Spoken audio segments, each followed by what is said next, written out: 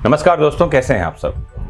Sunday motivation मंत्रा में सुबह के 7 बजे आप सबका स्वागत है। और इस लेक्चर सीरीज में हम बात कर रहे हैं युवाल नोआ हरारी, एक इजरायलियन लेखक हैं ये, और इनकी एक किताब 21 लेसन्स फॉर 21st सेंचुरी। इससे हम समझ रहे हैं उन आवश्यक मुद्दों को जो 21वीं सदी में हर एक मानव को, हर एक देश को प्रभावित करने वाला है। पिछले जो लेक्चर थे हमारे संडे मोटिवेशन मंत्रा में, उसमें हमने 7 लेसन्स पर बात की थी। आज हम 8वें लेसन से स्टार्ट करेंगे और 14th लेसन तक जाएंगे।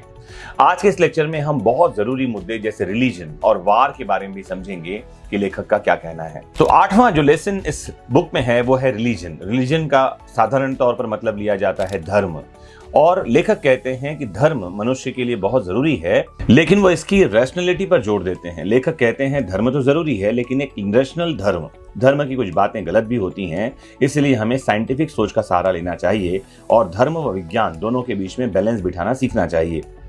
लेखक का मानना है कि कुछ लोग धार्मिक होने के बाद कट्टरवादी हो जाते हैं, जिनसे दंगा और हिंसा फैलने लगता है। इससे देश की पीस और इकोनॉमी दोनों बर्बाद होती है। धर्म हमें होप देता है, मतलब आशा धर्म से मिलती है, और हमारा डिप्रेशन कई बार धार्मिक होने से दूर हो जाता है।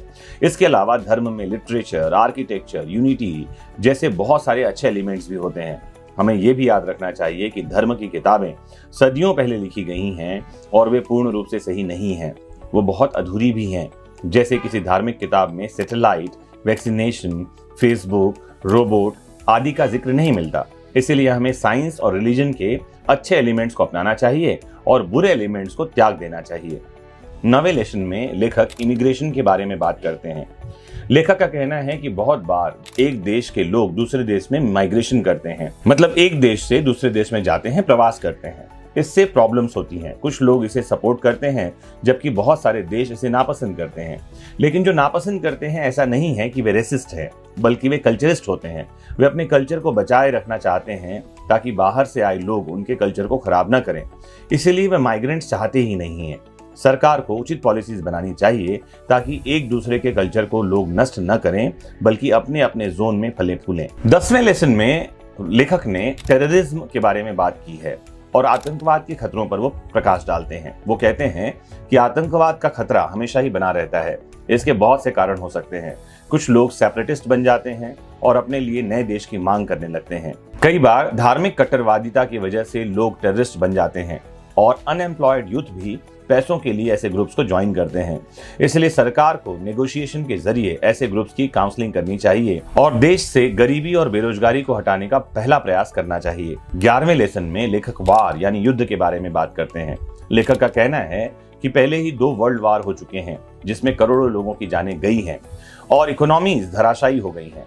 हमें उनसे सबक लेना चाहिए और फ्यूचर में कोई भी वर्ल्ड वार नहीं होने देना चाहिए, क्योंकि 3rd वर्ल्ड वार सब कुछ तबाह कर देगी। बहुत से देशों के पास एटम बम है और इनमें से किसी की भी जीत नहीं होने वाली है। सब एक दूसरे पर एटम बम फेंकेंगे, जिससे ह्यूमैनिटी खत्म हो जाएगी और पृथ्वी पर कोई भी नहीं बचेगा। 12वें लेसन में लेखक ह्यूमिलिटी के बारे में बात करते हैं और लेखक का मानना है कि आजकल दूसरों की हेल्प करने की प्रवृत्ति खत्म होती जा रही है। सब लोग अपना सेल्फ इंटरेस्ट सोच रहे हैं। इस तरह की ह्यूमैनिटी जीवित होते हुए भी मृत मानी जाएगी। बहुत से लोग इंटरनेट की वजह से अपने सेल फोन में ही बिजी रहते हैं। सामने दोस्त बैठा हो तो भी उसकी बातें सुनकर अनसुना कर देते हैं। बहुत सारे लोग सेल फोन पर फालतू के वीडियोस देख रहे होते हैं और बहुत सारे लोग अपना समय ऐसे ही बर्बाद कर रहे होते हैं, जबकि हमें एक दूसरे का सहयोग करना सीखना चाहिए ताकि ह्यूमैनिटी जिंदा रहे। 13वें लेसन में लेखक गॉड यानी ईश्वर के बारे में बात करते हैं। लेखक का कहना है कि गॉड का होना सिर्फ विश्वास पर निर्भर करता है, इसलिए हर कोई आजाद है गॉड यानी ईश्वर को मानने या न मानने के लिए। इसीलिए किसी पर भी गॉड का कॉन्सेप्ट, ईश्वर का कॉन्सेप्ट थोपा नहीं जाना चाहिए। अगर कोई ईश्वर पर विश्वास नहीं करता है लेकिन ह्यूमैनिटी की सेवा में लगा हुआ है, तो उसे अच्छा इंसान माना जाना चाहिए। इसलिए यदि कुछ लोग अपराध करने से पहले ईश्वर की पूजा कर रहे हैं और वो धार्मिक हैं, तो भी क्या उन्हें अच्छा इंसान माना जाएगा? इसीलिए धर्म का दिखावा करने वाले लोग अच्छे इंसान हों ये जरूरी नहीं है, बल्कि अच्छा काम करने वाले लोगों को अच्छा इंसान माना जाना चाहिए।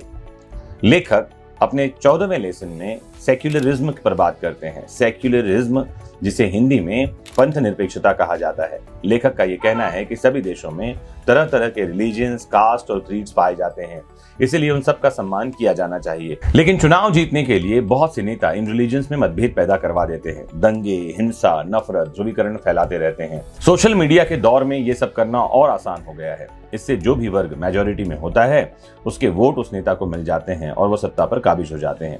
फिर करप्शन के जरिए देश को लूटा जाता है और जनता दुख भोगती रहती है। इसीलिए सेक्युलरिज्म जो है, इसका सम्मान होना चाहिए। कोई भी व्यक्ति किसी रिलीजन, कास्ट या क्रीड से आता हो, हमें उन सब का सम्मान करना चाहिए।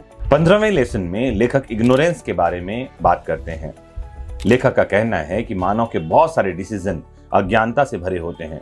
वे इमोशनल होकर डिसीजन लेते हैं, न कि लॉजिकल होकर।